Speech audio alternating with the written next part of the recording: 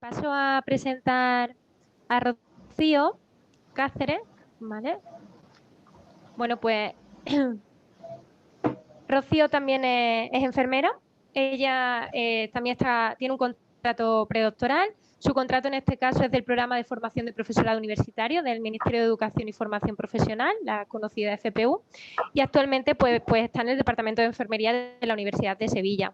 Es su cuarto año de permanencia en el programa de doctorado como estudiante y su tesis se centra en el análisis de los determinantes sociales asociados al dolor crónico no oncológico y sus nuevos métodos de valoración. Y bueno, pues en esta línea su ponencia la denomina construcción y validación de una escala para valorar el impacto del dolor crónico no oncológico de manera integral a partir de la encuesta andaluza de salud. Bueno, pues cuando tú quieras, Rocío, dejo de compartir yo para que puedas. Vale, Ana, muchas gracias por tu presentación y muchas gracias a todos los participantes y por supuesto también al programa de doctorado por darme la oportunidad de poder poner voz a la línea género y determinantes sociales a la cual pertenezco. Voy a compartir mi pantalla.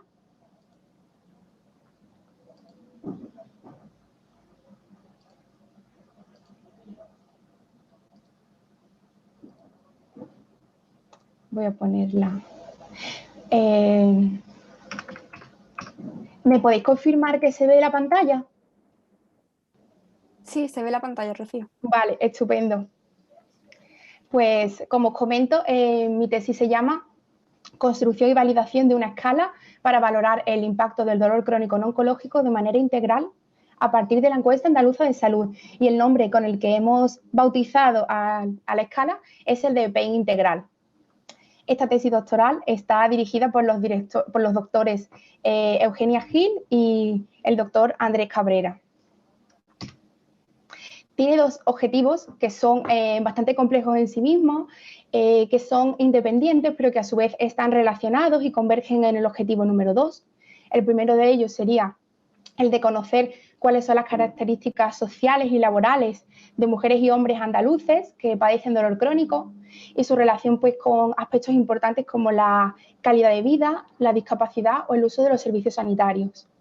Y por otro lado, sería la construcción y la validación en sí misma del instrumento PEIN integral, que se centra en personas con dolor crónico no oncológico que son atendidas en centros de atención primaria y de unidades de tratamiento del dolor. Es importante que para contextualizar pues, en qué marco se engloba esta escala, la escala PEIN integral, pues conozcamos un poco qué es el dolor. El dolor es entendido como una experiencia sensorial y emocional que se desarrolla de manera individual y personal en cada persona, en cada paciente, y en el que se van a integrar pues, procesos tanto biológicos como factores psicológicos que se encuadran en un contexto sociocultural específico. Atendiendo a su clasificación, la más frecuente es aquella que lo clasifica según su duración. Nos encontraríamos el dolor crónico, que es aquel que persiste durante más de 3 meses. Y en específico, el no oncológico es aquel cuya duración es mayor a 3 meses, pero que a su vez no se encuentra asociado al padecimiento de enfermedades o procesos oncológicos. Es un problema de salud pública muy importante y con graves consecuencias, desde el punto de vista de que si nos fijamos en la prevalencia, podemos destacar que en Europa alrededor del 19% de la población lo padece, es decir, 1 de cada 5 personas padecen dolor. En España esta cifra es un poco inferior, sobre el 17%, son los últimos estudios, la cifra que nos arrojan, pero que sin embargo España es uno de los países que tiene mayor tasa de depresión asociada al padecimiento del dolor. En Andalucía en concreto, esta tasa es del 15%. Y esto se traduce además en un gran coste sanitario que alcanza los 300 billones de euros en Europa y que se corresponde con una cifra que oscila entre el 1,5 y el 3% del PIB. Por ello, además de ese gasto sanitario y esa enorme prevalencia, lo que sucede es que tiene unas enormes consecuencias tanto individuales como sociales y familiares. Y desde numerosas asociaciones internacionales, ya sea la Asociación Europea del Dolor, la Asociación Internacional para el Estudio del Dolor o incluso la propia Organización Mundial de la Salud, en los últimos años han reivindicado la necesidad de hacer un cambio en la perspectiva y abordaje del dolor, pasando de tratar, digamos, la intensidad en sí misma, que hasta el momento se valoraba con la EVA, preguntando de 0 a 10 cuánto le duele a la persona en ese momento, a hacer una valoración integral, ¿no? Pues que tenga en cuenta todos los aspectos que se ven afectados por esta patología, que podemos considerarla como una patología en sí, más que como la consecuencia de un síntoma derivado de otra enfermedad. Para ello, lo primero que hicimos para desarrollar esta escala fue como ir por parte, de lo más general a lo más específico. En primer lugar, realizamos una scoping review para conocer cuáles eran las consecuencias que el dolor crónico no oncológico genera en las personas en edad adulta. Y como principales resultados obtuvimos pues que el dolor afecta a la realización de actividades de la vida diaria, provoca alteraciones en la calidad del sueño y también en la salud mental, específicamente y sobre todo en los trastornos del espectro, ansiedad, depresión. Además, por otro lado, no solamente incide en la salud física, como sería lo que hemos comentado de los trastornos del sueño, sino que también puede tener repercusiones tanto laborales, como la disminución del rendimiento en la jornada laboral o incluso tener que estar de baja o tener que solicitar una incapacidad laboral, así como la capacidad pues, para mantener relaciones sociales con las personas de tu entorno y que en muchas ocasiones también incide de manera muy intensa en el funcionamiento de la familia. Una vez que identificamos cuáles eran las áreas que se veían afectadas por el dolor crónico no oncológico, en este sentido lo que hicimos fue detectar, es decir, identificar cuáles eran los instrumentos que ya se habían validado en la literatura y que eran capaces de evaluar cada uno de los aspectos que se veían afectados por el dolor crónico no oncológico. Para ello lo que hicimos fue una revisión sistemática siguiendo la metodología PRISMA. Y para analizar la calidad de los estudios utilizamos el COSMIC Checklist y el riesgo de sesgo de cada uno de esos estudios se evaluó empleando la herramienta QUADAS-2. El problema que nos encontramos aquí es que hay muchas áreas de afectación del dolor para las cuales no se ha desarrollado ningún instrumento y no hay ningún modo de valorarlos en población específicamente con dolor. Eso fue una de las principales lagunas que nos encontramos y que la mayoría de las escalas que sí se habían validado en población con dolor presentaban calidad bastante cuestionable. Entonces, eso reforzó nuestra idea de que era conveniente construir una escala nueva que pudiese valorar el dolor crónico, ese impacto de manera integral. Entonces, lo que hicimos, en primer lugar, se ha desarrollado la construcción y validación en 3 pasos. El primero fue la construcción y validación de contenido en sí mismo del cuestionario. Por otro lado, se realizó un pilotaje. Y por último, la validación en sí misma, que contenía pues, todo el trabajo de campo de recogida de los datos. Para la construcción del cuestionario, lo primero que hicimos fue conformar un grupo de 6 expertos, entre los cuales me encontraba yo, mis directores de tesis y otros expertos en dolor de distintas áreas, como la anestesiología, la enfermería y también la sociología. Y lo que hicimos fue crear una primera versión del cuestionario compuesta por 157 ítems, a la que le asignamos una escala Likert de 5 puntos, ¿vale? Para puntuar cada uno de los ítems. La complejidad de realizar esta selección de los 157 ítems radicó en manejar tanta información, ¿no? Y ponernos de acuerdo entre 6 personas para seleccionar tantos ítems diferentes y que valoraban aspectos tan distintos, como os digo, que se ven afectados por el dolor. Si nos centramos específicamente en cómo fue el proceso metodológico, pues os puedo contar que la validación de contenido a partir de esos 157 ítems se realizó a través de un panel Delphi en el que desarrollamos 3 rondas y estuvo compuesto por 21 expertos de diferentes disciplinas, como os digo, muy importantes. Entre ellas pues destacaban obviamente la enfermería, la anestesiología, la fisioterapia, la actividad física y deportiva, entre otras, como pudieron ser la psicología o la sociología. Uno de los principales problemas que yo me encontré a la hora de hacer estas tres rondas del panel Delphi fue conseguir la adherencia de los expertos. Es decir, que si un experto había contestado a la primera ronda, era muy importante que no se perdiese en el camino y que consiguiésemos su participación a lo largo de las 3 rondas que estábamos realizando.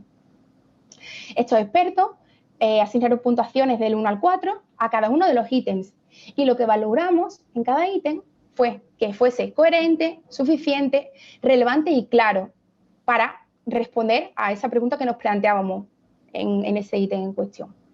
En la primera ronda se eliminaron 48 ítems porque obtuvieron una puntuación media inferior a 3 para todas las áreas valoradas, la coherencia, suficiencia, relevancia y claridad. Y en la segunda y tercera ronda, pues se eliminaron 33 y 21 ítems respectivamente, quedándonos al final un cuestionario PEN integral preliminar compuesto por un total de 55 ítems. En esta última ronda también hicimos el índice de concordancia interjuez mediante el estadístico V de Aiken y obtuvimos una puntuación de 0,70 que se considera bastante buena. Tiene que ser a partir de 0,50, por lo que obtuvimos una puntuación bastante adecuada. Después, una vez que hubimos seleccionado pues, los 55 ítems, me basé en las recomendaciones de Morales Vallejo para verificar que los ítems se habían redactado de la manera que este autor pues, recomienda en su bibliografía, ¿vale? Que todos los ítems estuviesen escritos en el mismo sentido y que contuviesen pues, todas las partes que debe contener. Tras ello, lo que hicimos fue construir 3 cuestionarios. El primero de ellos era el del instrumento PEN integral, la primera versión con los 55 ítems, pero a su vez, como la validación tiene que realizarse en un contexto específico, pues la población debía estar muy bien especificada, debía estar muy bien clarificada cómo era su composición y cuáles eran sus principales características. Por lo que construimos otros 2 cuestionarios. El primero de ellos era para recoger las características clínicas asociadas al padecimiento del dolor y el segundo pues era un cuestionario en el que recogíamos las variables sociodemográficas y de estilos de vida de las personas que iban a participar, los aspectos más relevantes que debíamos recoger. Una vez que teníamos ya esos 3 cuestionarios, realizamos el pilotaje. Y esto tuvo lugar entre los meses de septiembre y octubre del año pasado, de 2019, en 30 pacientes, de los cuales 18 eran mujeres y 12 eran hombres. Y eso se llevó a cabo en la unidad de tratamiento del dolor del Hospital Virgen Macarena, que tiene su sede en el Hospital de San Lázaro, y en centros de atención primaria de la provincia de Sevilla. Como criterio de inclusión, pues exigimos pues, que todas las personas participantes fuesen mayores de 18 años y que padeciesen alguna condición de dolor crónico no oncológico. Por el contrario, como criterios de exclusión, pues exigimos pues, que la persona no tuviese dolor crónico derivado de una enfermedad neurodegenerativa, no padeciese deterioro cognitivo para que pudiese responder a nuestras preguntas y que no tuviese dificultades para comunicarse con nosotros en el idioma español, ya sea porque no lo conociesen o por algún otro tipo de circunstancia. Aquí, en el pilotaje, lo que hicimos fue evaluar el tiempo de administración, es decir, el tiempo que tardábamos en pasar el cuestionario a los pacientes y si había problemas en la comprensión de alguno de los ítems por parte de ellos. Íbamos tomando notas, o sea, iba tomando notas de la dificultad que, bueno, por ejemplo, si hacía una pregunta y el paciente pues no lo comprendía bien, necesitaba que se lo repitiese o necesitaba que le hiciese alguna aclaración, lo anotaba para tenerlo en cuenta luego para realizar las modificaciones en el cuestionario ya de cara a la fase de validación. En este sentido, como os comento, una vez que se realizaron todas las modificaciones requeridas, pues se llevó a cabo el proceso de validación. Para ello aquí se realizó el trabajo de campo entre los meses de enero y marzo de 2020. He de decir que he sido afortunada dentro de lo que cabe porque la finalización de la recogida tuvo lugar la primera semana de marzo, justo una semana antes de que comenzase el confinamiento por la COVID-19. Entonces, he tenido suerte dentro de lo que cabe porque si hubiese tardado justo una semana más, me hubiese quedado con la muestra por terminar de recoger. Así que en este sentido, pues he tenido bastante suerte, no como la experiencia que han contado otras compañeras, pues que han tenido que dejarlo a la mitad o inconclusa. El tamaño muestral fue de 395 pacientes, de los cuales 249 eran mujeres y 146 eran hombres. El diseño de este tamaño muestral se tuvo en cuenta según las recomendaciones que se tuvieron en cuenta en COSMIN, donde se evaluó la calidad de los artículos. No sé si pasa algo. Vale. Que me dicen que termine ya. Bueno, pues nada, comentaros eso, que se realizó la validación y estos son los 9 factores que se evalúan, ¿vale? El autocuidado, movilidad, los que veis aquí en la pantalla.